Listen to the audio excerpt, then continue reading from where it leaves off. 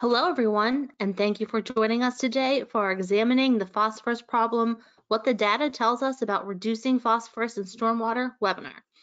Before we start today's presentation, we would like to cover a few housekeeping matters that will ensure you have a good experience. We have placed all phones on mute to cut down on background noise and to ensure everyone can hear the presentation. At the conclusion of today's webinar, we will provide information on how to obtain PDH credit for today's presentation. Our webinar today is scheduled to last for 1 hour and will include a question and answer period. If you have a question, please type it in the question box at any time. Today's webinar is hosted by Craig Fairbaugh and Jeremiah Lehman. Jeremiah is a regional regulatory manager for Contech, focusing on the Northwest United States. During his 20 years as a stormwater engineer, he has been active in the development, testing, design, installation, and maintenance of stormwater treatment systems throughout the United States, Asia, Europe, and the South Pacific. He has a master's in environmental engineering from Tulane University and is a registered professional engineer in the state of Washington. Craig Fairbaugh is a regional regulatory manager for Contech, covering 12 states in the Central and Rocky Mountain regions of the United States. He has a bachelor's degree in environmental engineering from Portland State University and is currently pursuing his master's in environmental and water resources engineering. Craig recently joined the ASCE EWRI Urban Water Resources Research Council, and he is chair of the Stormwater Media Filtration Committee. Now I'll turn the presentation over to Jeremiah to get us started. Thanks, Jill. Good morning, everybody. Thank you for joining us. On behalf of Craig and myself, I'd like to welcome you to this webinar. Just a quick note about who we are. Contech is the national leader in civil site solutions, covering a broad range of applications. Today, we're definitely going to be focusing on the stormwater part of things, and I'm excited to talk to you about phosphorus. Presentation overview. So this is a little outline of what we'll be talking about today. Oopsie. And we'll start off with just an overview of phosphorus pollution in urban stormwater. Talk a little bit about the regulations that govern how we go about treating it and trying to manage this issue. Talk about some removal mechanisms and unit processes that we use to treat phosphorus. Look at some of the data. That's what this is all about. That's what y'all came for, is to see the data that we currently have on the topic. And then discuss a little bit about what the future of phosphorus treatment is going to be. So let's get right into it. It's important, I think, to clarify, however, a couple of the terms that we're going to be using interchangeably throughout this. We're mostly talking about generally best management practices. I think everybody's pretty familiar with those. We're going to be using the term structural control measure or stormwater control measure interchangeably. This is a kind of a broad topic of post-construction applications that we use to manage and treat stormwater runoff. And then very specifically, we'll be talking about MTDs, manufactured treatment devices. So these are, systems that are specifically designed for this and have niche applications when it comes to treating specific pollutants. So let's get started. A brief overview of why phosphorus is important. Phosphorus occurs naturally in the environment in a number of different forms. It's a biological nutrient that's necessary to the health of most all organisms, and it is the limiting nutrient in fresh water, which is an important point we'll come back to. So you can see it over there in the periodic table, right underneath its buddy nitrogen, which is the other most commonly regulated nutrient that's out there. But today we're going to be sticking on the phosphorus topic. In the aquatic environment, elemental phosphorus is never really occurring by itself. So it's always present as some type of compound. It can be in both inorganic or organic forms. It can also be adsorbed or complexed to particulate matter, or it can exist in the dissolved phase. And to keep it tricky, it can also shift back and forth within the water stream over time. So as it reacts with other compounds in stormwater runoff. There's a lot of different ways to measure it. Typically in stormwater chemistry, we are analyzing it in terms of total phosphorus and orthophosphate. And we'll discuss that in a little more detail as we go. So why are we concerned about this, right? The main reason that phosphorus is a pollutant of concern for us is its impact on freshwater systems, specifically the issue of eutrophication. So excess phosphorus loading comes into a water body, such as a stream, a lake, and when too much of it is present, it can lead to a rapid growth in algae and algae blooms. This is a pretty common term, but the algae bloom that then starts to die off consumes a lot of oxygen that's in the water as it decomposes. And this deprives the oxygen from other species and causing them to asphyxiate and mass die-offs occur. Additionally, the blooms restrict light penetration to the lake or river bed, which hinders the growth of beneficial plants. So it's quite a concern. The speciation, or the form of the phosphorus, makes a big difference here because the dissolved phosphorus is far more readily available to these algae than particulate-based phosphorus. And this speciation concept will be coming up, but you'll be hearing this a lot throughout our discussion today. Sources of phosphorus in the human environment, we usually see this through coming into stormwater systems via decaying biomass, such as leaves or other plant matter, fertilizers, and as well as from animal waste. Some detergents and other products are out there. We've done a pretty good job of getting rid of phosphate-based detergents, but that's still a decent source of it.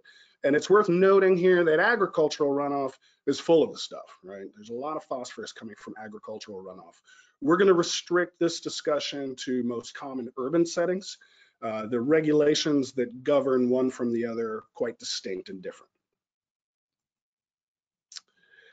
Getting into the chemistry and the speciation, I promise this would be important. So phosphorus is typically measured as total P, right? Total phosphorus. That consists of both the particulate bound phase and the dissolved form. But particulate P is typically absorbed as smaller clay particles since there's a high positive charge on small clays. So that attracts these phosphorus-based compounds. Dissolved phosphorus is commonly measured as orthophosphate, which is its simplest inorganic form. But there's a whole bunch of other ways to analyze it, including soluble reactive phosphorus, biologically available phosphorus, total dissolved phosphorus.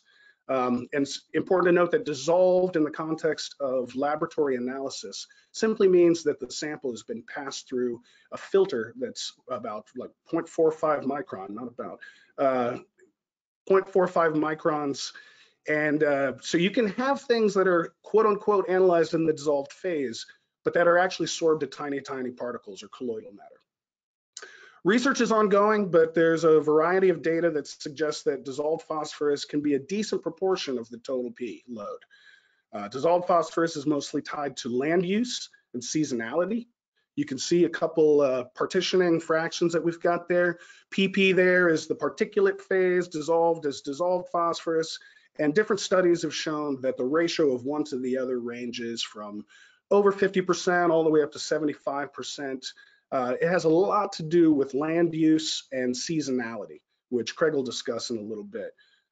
So given that we know that the phosphorus exists in these different phases, success in treating it depends heavily on which forms are being analyzed. And it's tricky to deal with. Why is it tricky? Well, here's where that speciation issue plays a critical role. Dissolved phosphorus is much harder to remove than particulate bound phosphorus.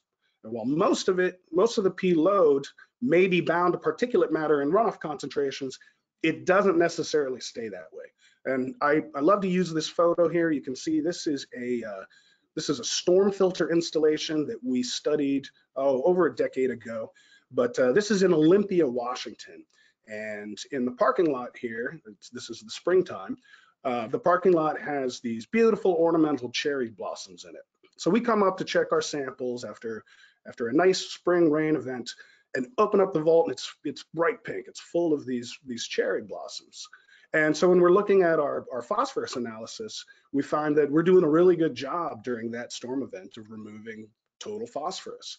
However, come back in a couple weeks and all of these things had broken down, right? The petals had broken down. It had gone out of particulate form. A lot of the stuff had decomposed and become dissolved phase. And we actually saw that it was leaching out of the system over time. We had an inert filtration system in there that wasn't able to handle that dissolved phase. So this potential for speciation shift is really important. We know the dissolved phase is far more bioavailable to the algae that are causing the worst water quality outcomes in the receiving bodies. So as most best management practices out there that we have for stormwater, they all do a pretty good job at removing particulates. The big question is how well do our standard stormwater treatment practices address the dissolved phase while meeting the total phosphorus removal goals? So what about those goals? A number of state stormwater regulatory agencies have established general phosphorus treatment targets. Some of them are shown here. Most jurisdictions structure their phosphorus removal goals in terms of percent removal of total phosphorus. And it emphasizes the importance of knowing what that ratio of particulate to dissolved is, right? You're measuring all of it, but you don't really know what fraction of that is more bioavailable to harmful algae. Obviously, states are affected differently by the problem, depending on their geography. You know, Minnesota, for instance, has far more freshwater bodies than Arizona. And land use here is also critical. As we mentioned earlier, agricultural practices are responsible for large quantities of excess phosphorus in our water systems, but they're regulated very differently than urban areas. So in response, some states, such as Ohio, have developed management strategies that span multiple agencies to improve their coordination and their overall water quality outcomes. Lake Erie, shown here in this photo from about a decade ago, it has a history of harmful algal blooms. And that probably is one of the reasons that this coordination is important. This is a body of water that can definitely benefit from a consolidated approach.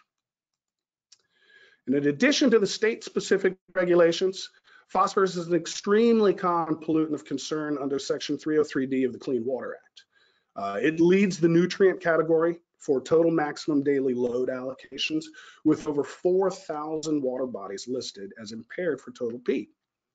And this excludes a generic nutrient term that I didn't include here, which would probably also include nitrogen and perhaps some other phases. So the number of impaired bodies for phosphorus is definitely in excess of 4,000. Interestingly enough, there were only 37 listings for orthophosphate when I last checked this. So there's that question phase coming up again, right? Phosphorus is also quite mobile, and large multi-state drainage basins that will show higher concentrations of the stuff downstream as everything flows out downstream. These can lead to permanent areas of low dissolved oxygen in the receiving bodies known as dead zones. There's one in Lake Erie's Central Basin. The Gulf of Mexico, outside of my favorite city of New Orleans, is a big example. And as a quick note, we talk about freshwater being what's really targeted here by phosphorus. I know the Gulf of Mexico and some of these others are saltwater bodies, but nutrient loading in general is still an issue in estuarial and saltwater bodies. And phosphorus plays a key role there too. One example of a dedicated regional approach that's coming is the Chesapeake Bay TMDL. It covers 6 different states, and Washington, D.C. is the largest of its kind that's currently in implementation and is definitely dedicated towards cleaning up the Chesapeake. Nutrients play a large role there. Other regional approaches include credit trading. This is an approach that is being implemented in Virginia, for instance. So there's a number of different ways regulators are going about trying to manage this problem. But what about from the treatment side of things? So let's get into some of those. Let's look at some of the common and successful unit processes that we have for the treatment of phosphorus. Let's start with filtration, and we can split that into 2 major groups based on what kind of media we are using. The first is physical or just inert filtration, whereby solids and particulate-bound pollutants are screened out of suspension via a physical barrier. And some examples of that include, horizontal bed filters such as sand filters, bulk cartridge filters, membrane filters, which provide a large surface area of fabric or something like that. But really the idea here is that what you're getting rid of is simply too big to pass through that physical barrier. Now, on the other side of things, we have active media filters. They offer the same physical processes of the inert filtration media, but they also provide a passive chemical process such as ion exchange, adsorption, surface precipitation, something like that, to specifically address the dissolved pollutants. And examples of these types of filtration media include compost, activated carbon, biochar, zeolites, activated alumina, stuff like this. And finally, we have biological processes in which nutrients are assimilated into the cells of organisms. These processes are very complex. They depend on a lot of different variables. Temperature, pH is very important, oxygen content, salinity, etc. So to get the bang for your buck when it comes to stormwater treatment, it makes sense to combine all of these processes together into some sort of common practice, which is one of the reasons that bioretention systems are commonly used across many different jurisdictions. But there's a catch here when it comes to treating phosphorus specifically. You know, in these bioretention systems, you want to provide a media that allows an organic strata to support the habitat for the plants and microbes that are performing these biological processes, right? However, that organic media, which is often compost, has been shown in numerous studies to actually release phosphorus over time. Of course, you don't want that. This can be compounded by problems associated with how you source the bioretention construction materials. And we've got a little analogy here that I like to use. You know, are you designing something to be a sponge for your pollutants or your stormwater, or are you designing a tea bag that is really just steeping it and releasing it over time? This issue of phosphorus export is a very well-known phenomenon in Washington. A number of studies have documented this over the last 10 years or so. Testing by Herrera environmental consultants, among others, have shown leaching of phosphorus and copper in several different installations of the common 60-40, 60% sand, 40% compost blend that is specified for bioretention systems by the state.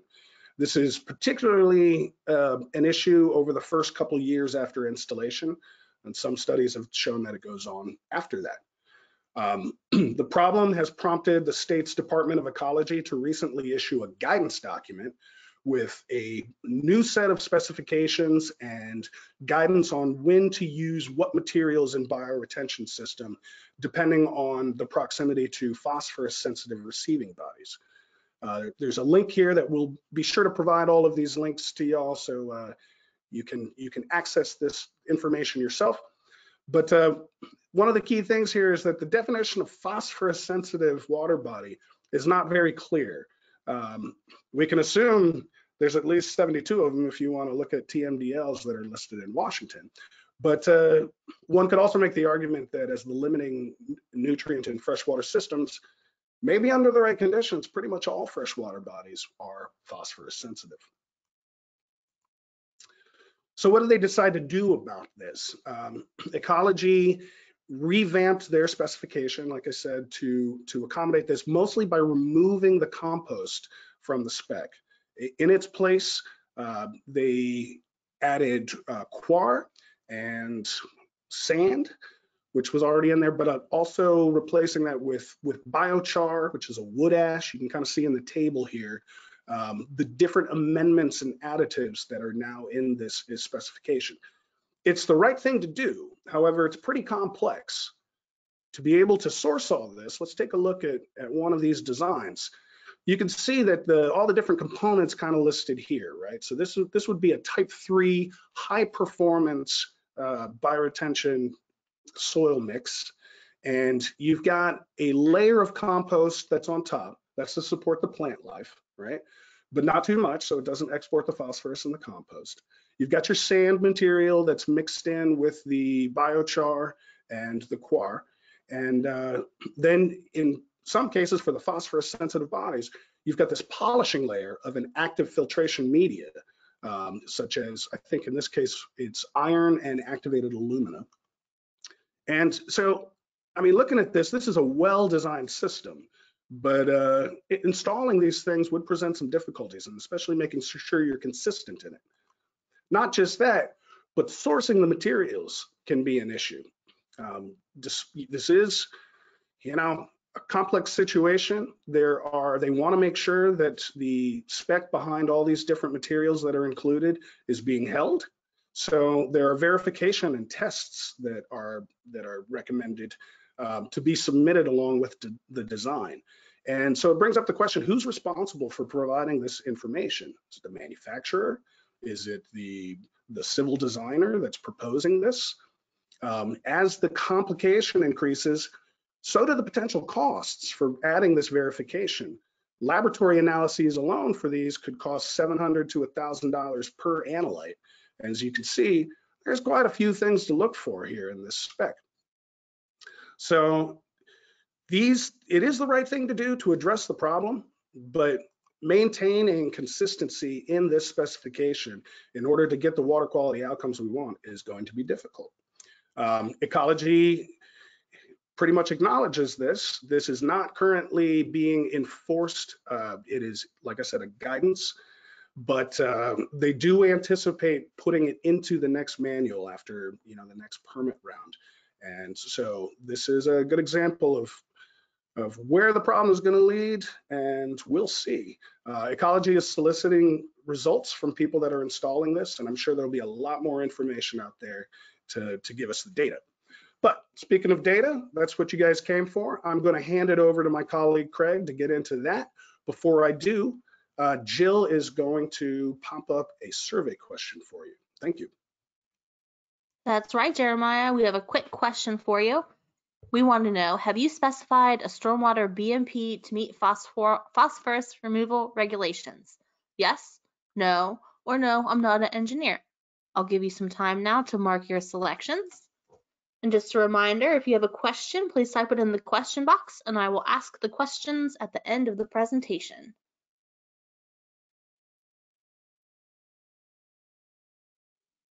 I'll give you a couple more moments to mark your selections. And thank you for participating in today's poll.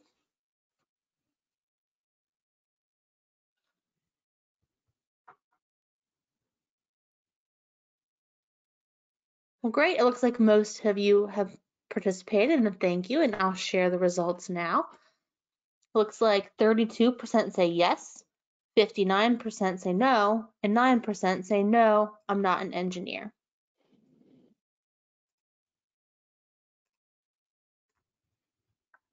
Thanks for that poll, Jill. Glad to see some folks are specifying systems to remove phosphorus. And for those that haven't been, hopefully this webinar will be helpful so we can get some more systems out there treating phosphorus adequately.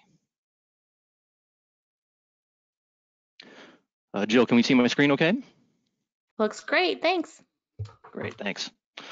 So as Jeremiah mentioned, we're going to move into available performance data for phosphorus removal. With the International BMP Database is a fantastic resource from the Water Research Foundation, which houses data from over 1,000 field monitoring studies. And the latest summary statistics report was just published last year, and 2 new categories were added, high rate biofiltration and high rate media filtration. With the big difference between the 2 categories, of course, being that high rate biofiltration systems support plant growth and health. And something to note here, it was helpful that all 5 field studies for high rate biofiltration were actually Contech Filterra high rate biofilters. So as we'll see in the next few slides, a direct comparison can be made between Filterra and other BMPs. Other high rate biofilters weren't necessarily excluded from the BMP database. It just so happens to be that Filterra has the most history and as a result is the most studied high rate biofilter. And also important to note that the high rate media filtration category contains data for both inert and active systems, which, as Jeremiah mentioned earlier, makes a big difference with respect to phosphorus removal and retention. And in addition to high rate systems, there's also a ton of field data from more conventional SCMs like bioretention, grass swales, grass strips, extended detention basins, and more. So to check out the full report, go ahead and visit that link at the bottom of the slide. I think Jill might be dropping these in the chat box as well. And we should also be hopefully providing some PDFs so y'all can check out these links. But there's a wealth of information in the International BMP database in addition to the field monitoring results. Highly recommend taking a look. So first off, let's look at sediment removal as measured by total suspended solids. These box plots depict the influent concentrations in light gray and corresponding effluent concentrations in dark gray. And highlighted in green on the left are results for conventional green infrastructure practices like grass strips, GI, grass swales, BI, and conventional bioretention, BR. Manufactured high-rate biofilters and high-rate media filters are denoted as HRBF and HRMF, respectively, highlighted in that green box on the right. And there's no surprises here, as these practices are all known to do a pretty good job at removing total suspended solids, as shown by the effluent boxes being lower than the influent. And if all of our phosphorus in the influent was particulate and sorbed to solid particles, and very important, stayed sorbed to those solid particles over time, we'd then expect the performance for total phosphorus to be similar. However, looking at this slide for total phosphorus results from the International BMP database, clearly this is not the case in these studies. On the left, grass swales, grass strips, and bioretention all demonstrate export of total phosphorus, as shown with the higher effluent results in dark gray box plots.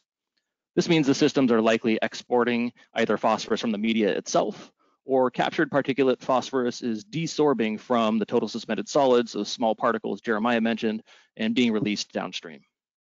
Either way, it's a really troubling phenomena, as stormwater control measures are implemented to remove pollutants, not contribute them to our receiving waters. And shown on the right are results from high-rate biofiltration and high-rate media filters, with both systems doing a great job removing total phosphorus with significantly lower effluent concentrations. Again, a reminder that Contech Filterra makes up all 5 studies of the high-rate biofiltration HRBF data. So this is a direct comparison of Filterra doing a great job with total phosphorus as compared to common GI practices like bioretention, grass swales, and grass strips. Shown here are the box plots for orthophosphate, with obvious statistically significant export of orthophosphate from grass strips, swales, and bioretention. And this demonstrates that a portion of the total phosphorus is being exported, if not a majority of TP, is being released in a dissolved or orthophosphate form. Again, this export can be either from the media itself containing high amounts of phosphorus, or it could be captured particulate phosphorus being released in a dissolved form. Unfortunately, there was not enough data for high-rate biofilters to provide summary statistics for orthophosphate. However, high-rate media filters did have enough data to make the summary. High-rate media filters showed no removal, but also no export of orthophosphorus. So in other words, it may be a fair assumption to say that high-rate media filters in these studies did a good job retaining captured phosphorus. And a majority of the manufactured treatment system data from the BMP database slides come from the Washington Department of Ecology's TAPE verification program, the most widely recognized program for evaluating manufactured treatment devices through field monitoring of full-scale systems. The protocol requires evaluation of numerous storm events and sets a rigorous standard for removal of various stormwater pollutants, including total suspended solids and, of course, total phosphorus. And systems that successfully complete this protocol are approved by the state and may be specified to meet pollutant reduction goals. And it's important to note that dozens of other states and jurisdictions across the country also recognize the TAPE verification program and will reciprocate approvals in their respective states and cities for devices that have successfully met all of TAPE's performance metrics. And a TAPE study typically costs over $200,000 and takes multiple years, so it often just doesn't make sense to replicate such a huge monitoring effort if the work has already been done by great agencies like Ecology. And it's also important to know that since TAPE is considered the gold standard of stormwater control measure verification, it will be the basis for an upcoming ASTM standard. A little more about the protocol itself. TAPE qualifying storm events must meet specific qualification requirements that are considered representative of typical storm events, including storm duration, rainfall depth, number of subsamples taken, rainfall intensity, and several other parameters. The performance goals for TSS and TP are listed there on the slide. And it's important to note that the pollutant influent concentrations must fall between a specified range. In the case of total phosphorus, it must be between 0.1 and 0.5 milligrams per liter, as this reflects expected concentrations from typical runoff. And interesting to note that TAPE requires orthophosphate as a screening parameter, but does not specifically evaluate orthophosphate removal or retention. So basically, this orthophosphate screening parameter lets us know if there is an atypical load of orthophosphate coming off the test site. Contech has 3 systems approved for 50% total phosphorus through the TAPE program, with the most recent being the jellyfish filter. The jellyfish filter is an upflow membrane filter, which achieved a phenomenal 95th percentile lower confidence limit removal of total phosphorus of 70%. The jellyfish accomplished this total phosphorus removal using utilizing the highest loading rate per footprint of any tape-approved total phosphorus device at up to 80 GPM per high-flow cartridge. And the jellyfish system is available in a catch basin, manhole, vault configurations, and also with internal bypass options for high flows. And the membranes use inert straining and filtration to effectively remove total phosphorus that is predominantly in particulate form, with maintenance being pretty easy and cost effective, and simply requires vacuuming out the sump, removing the filter cartridges, and rinsing with a jellyfish specific maintenance tool. So in summary, the jellyfish filter is a great choice for sites that will have predominantly particulate phosphorus, and also for sites that are constrained and require high flow rates to be treated. Contech's premier offering for phosphorus removal is the storm filter with phosphosorb media. Phosphosorb media, shown there on the top right, is perlite coated with activated alumina, which is a known adsorbent of phosphorus that has been used for decades in the wastewater sector.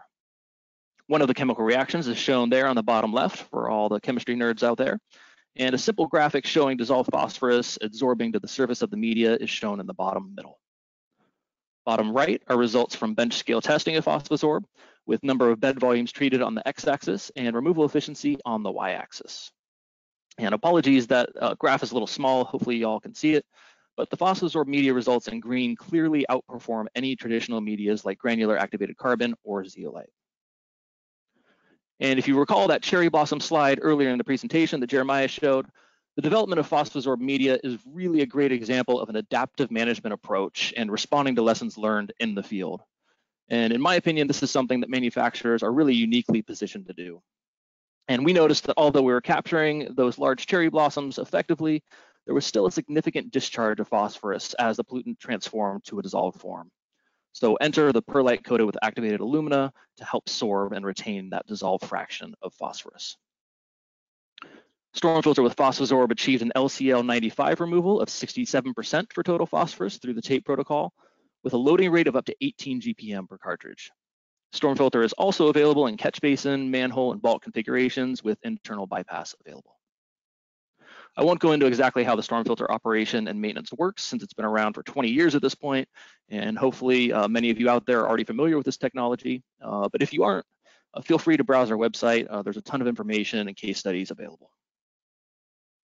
So in summary, storm filter with Phosphosorb is a great choice for sites where total phosphorus is a concern and has a proven mechanism for removing and retaining dissolved phosphorus. So if you're looking to specify a phosphorus removal system with confidence, storm filter with Phosphosorb media is our top solution. Last but not least is Contech's Filterra high rate bioretention system, which achieved total phosphorus approval through the tape protocol with an LCL 95 of 66%. Filterra achieved this total phosphorus removal at a loading rate of 100 inches per hour and is available in a rugged vault with top slab option to best protect the vegetation and media. Or if a more conventional rain garden aesthetic is desired, Filterra is available with an open top or without a concrete vault entirely, which we call Filterra Bioscape. And the big value statement for Filterra is that due to the high loading rate, it's often up to 1/20th the size of conventional bioretention and rain gardens, which means land use savings, but also huge maintenance savings. If the system is 1/20th the size, it's going to be roughly 1/20th of the maintenance required, since Filterra maintenance is similar to rain gardens, just removing the trash and debris and removing and replacing the mulch. I included a link there to a Filterra maintenance video if you'd like to learn more about the ease of maintenance. There's no back truck required, literally just a bucket and a shovel, about a half an hour per plant or tree. That's it. And as discussed in the previous slides, Jeremiah mentioned, and also the BMP database information, conventional bioretention and rain gardens have historically had issues exporting phosphorus and specifically removing and retaining that dissolved fraction. So when Filterra was being monitored to help support approval in a Chesapeake Bay watershed like North Carolina, a keen eye was placed on dissolved phosphorus. Monitoring was conducted over 2 years by research associates at North Carolina State University under Dr. Bill Hunt. And this is really a helpful data set to look at as it speaks to Filterra's ability to retain phosphorus.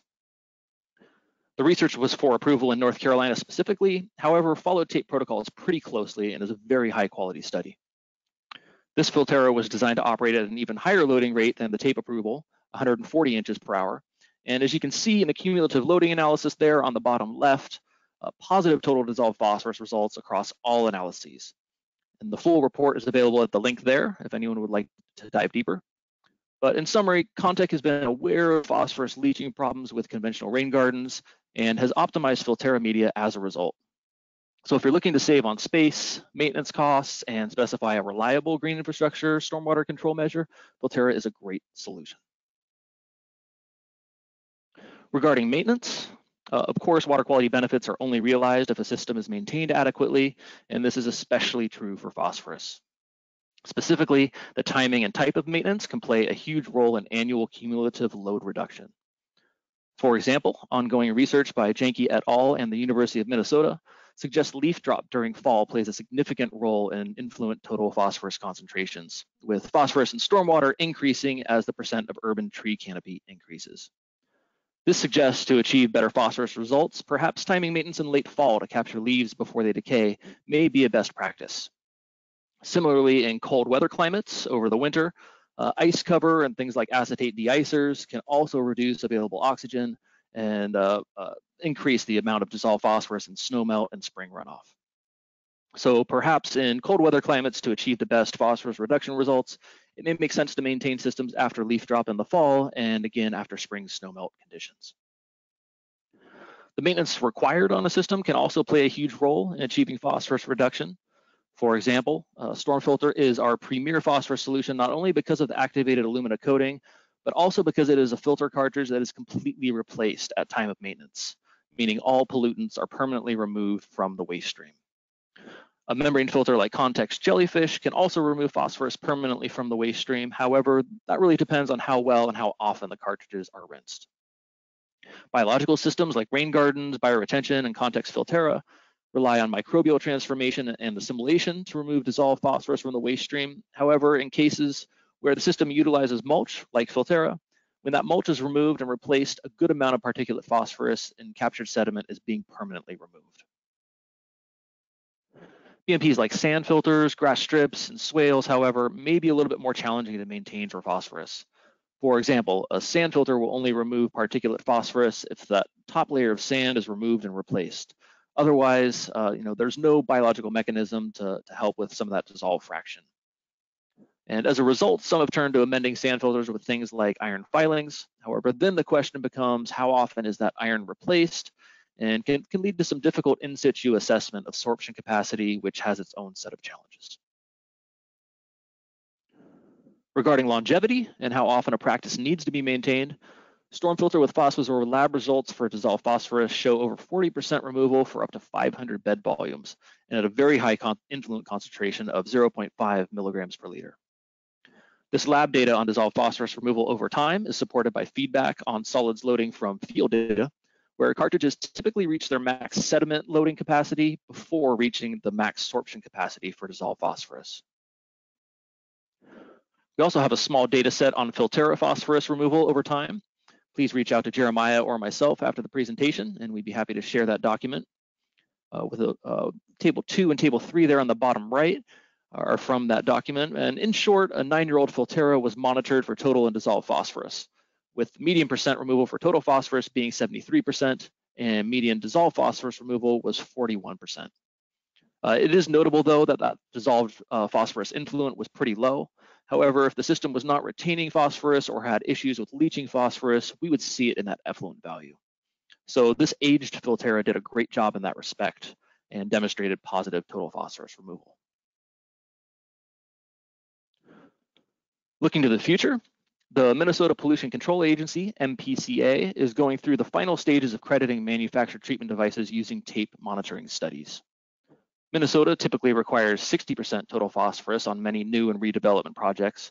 However, if you recall, the tape protocol evaluates systems at a benchmark of 50% total phosphorus removal. So some deeper analysis of the tape data was required. The MTD crediting is still in draft form. However, is currently promoting a tiered crediting system based on TP, event mean concentrations, and expected particulate versus dissolved phosphorus ratios. Currently, the Tier 1 approval is for 50% total phosphorus removal and includes every system which TAPE awarded a total phosphorus general use level designation. Tier 2 is an analysis of the lower confidence limit 95th percentile removal of total phosphorus and TSS. TSS removal is used here as a surrogate for particulate phosphorus removal, and it's assumed that Tier 2 will be comprised of 75% particulate phosphorus or greater. So whichever LCO95 is more conservative, the total phosphorus or 75% of the TSS LCO95, that's the proposed tier value. Tier 3 is for sites which are expected to have higher dissolved phosphorus concentrations greater than 25%. As such, the proposed crediting for Tier 3 approved devices must have a known dissolved phosphorus removal mechanism or amendment, such as storm filter with Phosphosorb, which currently has the highest and only Tier 3 total phosphorus crediting at 70%. It should be noted that another option to attain Tier 3 may be from local monitoring, which shows removal for dissolved phosphorus. And again, it's really important to mention this effort is all still in draft form and will likely change a little bit, but it's a great example of how an agency is addressing phosphorus pollution in stormwater. And I really applaud MBCA's efforts here and think that the draft crediting is a step in the right direction towards more reliable phosphorus removal. And going back to that local monitoring component of Tier 3, the TAPE protocol does not have a monitoring protocol for dissolved phosphorus. So a work group has been started and developed to create a dissolved phosphorus monitoring protocol specific to stormwater control measures. This dissolved phosphorus protocol effort is also being led by MPCA, and personally, I would like to see this get traction as it may be something that could help raise the bar for water quality across the whole country. And in conclusion here, a few takeaways. Consider the dissolved fraction of phosphorus when addressing phosphorus treatment in stormwater. It would be great if phosphorus was predominantly particulate and did not change forms over time and space, but we're learning this is often simply not the case. And when an agency or project is looking to address total and dissolved phosphorus, assume there's going to be higher costs and greater oversight required to provide a reliable system. Whether it's adding an amendment to a system or requiring robust QA/QC, both capital and maintenance costs can increase to get the desired water quality results. Lastly, I would suggest evaluating the suitability of manufactured systems to remove total and dissolved phosphorus.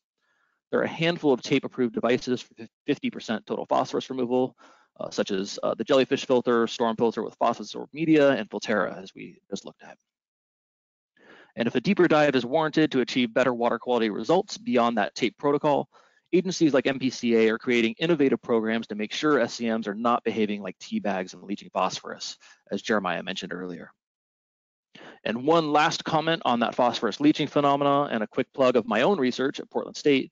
I'm investigating the maintenance and longevity of bioretention systems. And I didn't intend to monitor for phosphorus, but that picture there on the bottom left is effluent from that 60-40 sand compost bioretention media blend that's quite common across the country. And while my research is still being wrapped up, in these trials, there was no influent phosphorus. So what you're seeing there, that effluent phosphorus leaching from the media is coming straight from the media and is an order of magnitude higher than what we typically see in effluent values, and obviously pretty unsightly and not what we want our effluent to be looking like.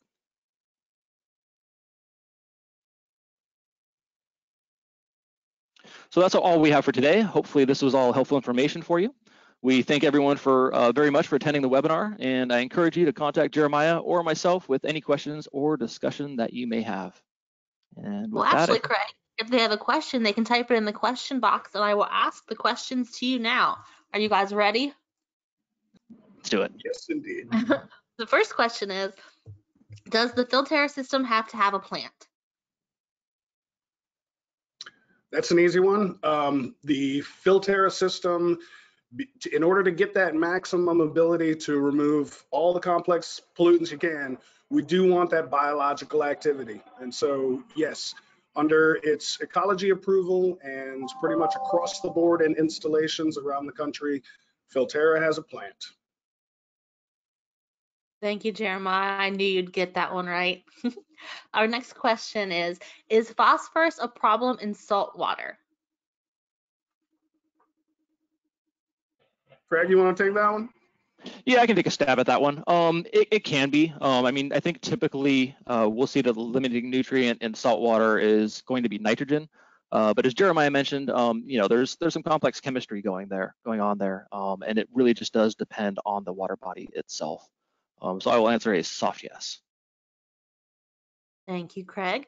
In urban storm discharge, what are the sources of phosphorus as compared to rural farm settings? That's a good one. We talked a little bit, both Craig and I mentioned that land use really plays a key role in your phosphorus loads. So in urban settings, fertilizers from people's yards are applied in way different quantities than in a rural setting of fertilizers across large acres of agriculture, right? So similarities would be in fertilizer use, decaying biomass. Differences would be the concentrations of it.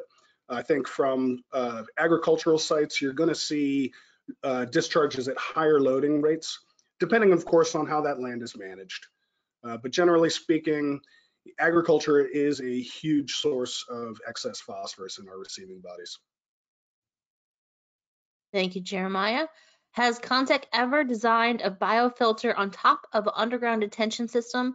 With land costs and need for stormwater quality and quality treatment on the rise, I was wondering if a low-flow biofilter could be installed vertically above an underground detention system treating larger storm events. I could take that one. It seems like they mentioned low flow, but you can specify either a low flow or a high flow bioretention system like Filterra and pair it with underground storage. Yeah, we recognize that, a lot of, especially retrofits, where there's a lot of dense development and you just don't have space for conventional practices, large rain gardens. Yes, absolutely, you can provide the treatment at grade with something small like a Filterra. And then underground, you can take care of your rate control and your detention, and possibly if you want to get some infiltration as well. Thank you, Craig. Our next question is, when you're using wood chips at the top of the bioretention system, doesn't the wood chips float away with the first couple of stormwater runoff events? Good question. The type of mulch that is being used is pretty important. So with the Filterra, we do specify a mulch covering that is a double shredded hardwood. Compared to other bark chips and things like that, we don't have that floating problem.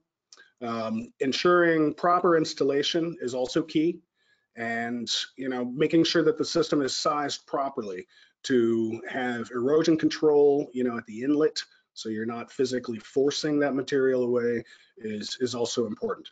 But generally speaking, it's the type of mulch that matters most, and we have seen that problem in other types of installations and avoided using the mulch that we specify. And adding on to that really quickly, Jeremiah, there are some pretty simple floatability tests that one can perform to make sure that mulch isn't floating. Well, thank you, Craig and Jeremiah. Our next question is probably for you, Jeremiah.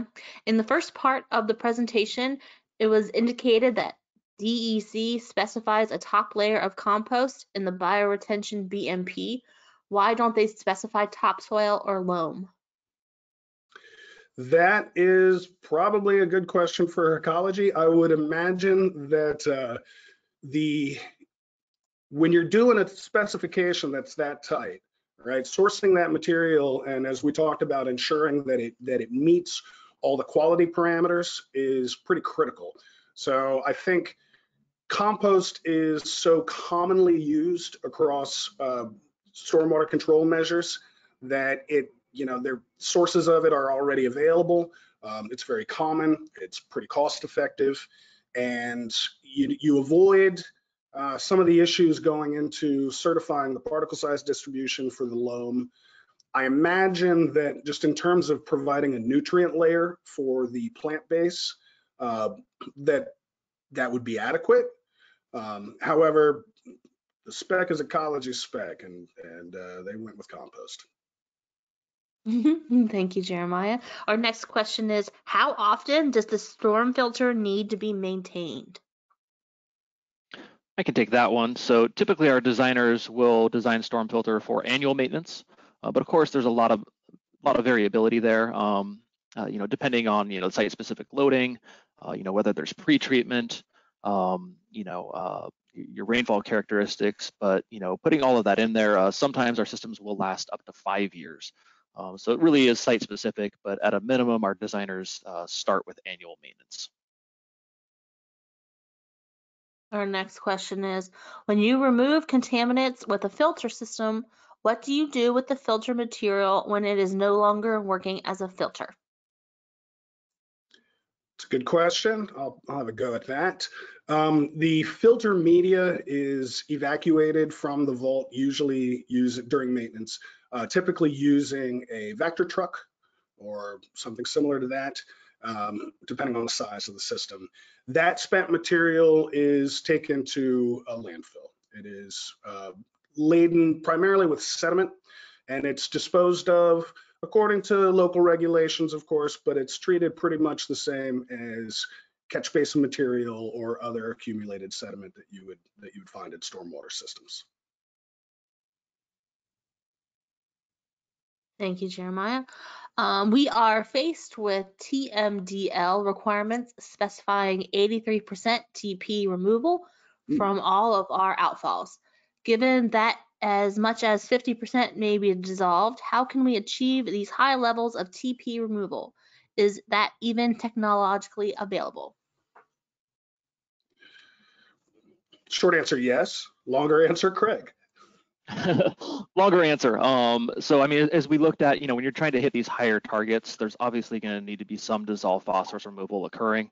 And that's where, I would really point towards Minnesota Pollution Control Agency, as we talked about, and including things like amendments, such as iron, activated alumina. You pretty much have to have some active removal there, I think, to hit such a high target. And then, on the tail end of that, specifying the right system that has that active component is just one piece of the puzzle. You really have to be maintaining with that target in mind. So as I mentioned, the type of device and how it needs to be maintained, how often. There's some really important tips there for phosphorus. With such a high removal goal, I think the seasonality of the maintenance and some of those site-specific controls have a lot to do with that, getting that final ability to remove the phosphorus from the stream and not allow it to accumulate at the wrong time of year, so to speak, so that you don't have those exports. If your strategy includes or is primarily focused on green infrastructure and common practices such as bioretention, make sure that the material that's being sourced is not going to add to your problem instead of help solve it.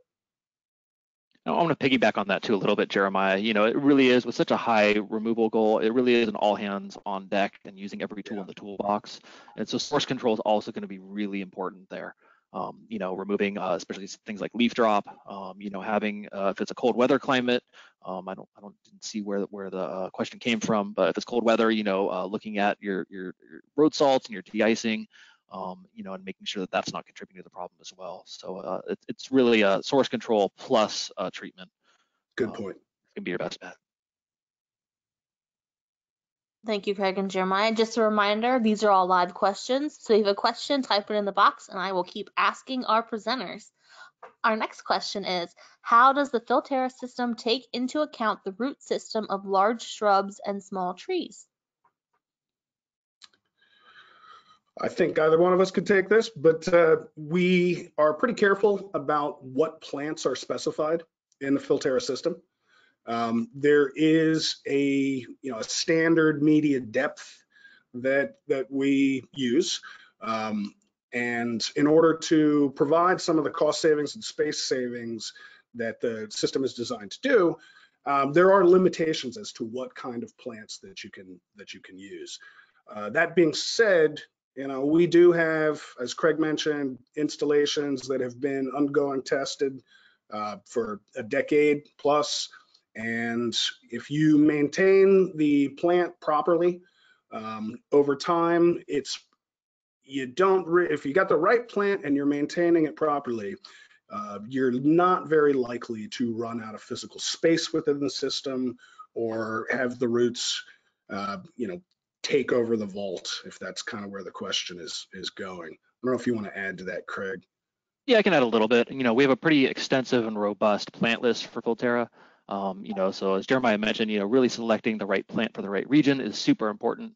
But in my experience, and I think everyone that I know at Contech, I don't think we've ever seen an issue where a plant has been hindered by lack of space for the roots. We have some really large, huge, robust plants and trees that have been growing, as Jeremiah mentioned, for over 10 years.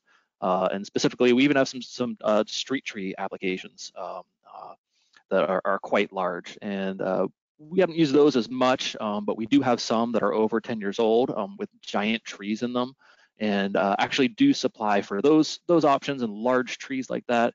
We can supply knockouts in the top to help with root expansion if needed.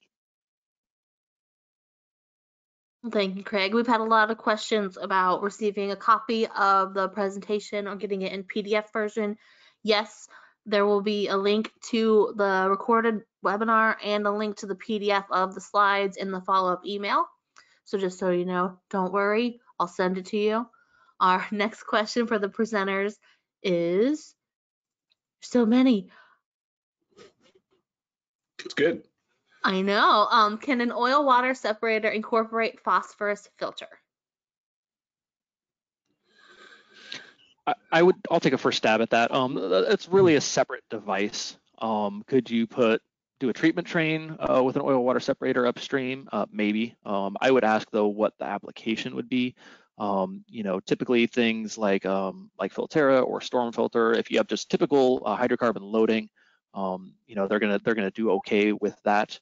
But if you have a hotspot application where you're expecting a lot of hydrocarbons, then maybe having an oil water separator upstream of a treatment system may be a good idea to protect your treatment's filter and your phosphorus sorbing capacity. But otherwise, for typical applications, I would say that an oil water separator probably is overkill in a treatment train. The oil water separator in this case, if there's a number of different variations on that term, but those systems generically do provide sedimentation within them. So you'll see some particulate bound phosphorus removal as it drops out with the sediment. How that behaves over time and whether it desorbs and changes phase, is kind of what we've been discussing here over the last hour. So you won't be able to address that with just an oil water separator. So you could probably see some consistent removal, but I would estimate it to be in the low percentages and to vary seasonally. So and I think not your first choice for a phosphorus treatment system. Yeah, and I think we kind of danced around. The actual question was, could you implement something inside the oil water separator? I haven't seen anything like that, and designing to remove total phosphorus is pretty specific. And so, kind of trying to cram too much functionality into one device, I would say is probably not a great idea. Great, we have time for one last question, and that is, does Contech provide detailed design assistance for these various structures? Absolutely. No matter where you are in the country, there is a supporting engineering staff that is there to assist you. And we also have stormwater consultants who will help with the initial design, give you more information about what kind of product offerings are best for your application. And, that is followed up through the design process with extensive design material, submittal details, CAD files, etc. Our goal is to really work with specifying engineers and provide as much value as possible to ensure that the systems that do go out there that that we're manufacturing are designed and implemented correctly so that we can ensure positive water quality outcomes. And not to forget, you have a dedicated team of regulatory managers like myself and Jeremiah to help work through any regulatory issues. Well, thank you, Craig and Jeremiah, and thank you everyone for taking time out of your day to participate in today's webinar. If your question was not answered, the Contech representative will reach out to you with a response. A survey will appear once we conclude the webinar. Please complete the short survey to receive a PDH credit. A follow-up email will be sent by the end of the day that will include a link with instructions on how to download your PDH certificate. That concludes today's webinar. Thank you again for joining us and have a great day. Thanks, everybody. Appreciate your attention.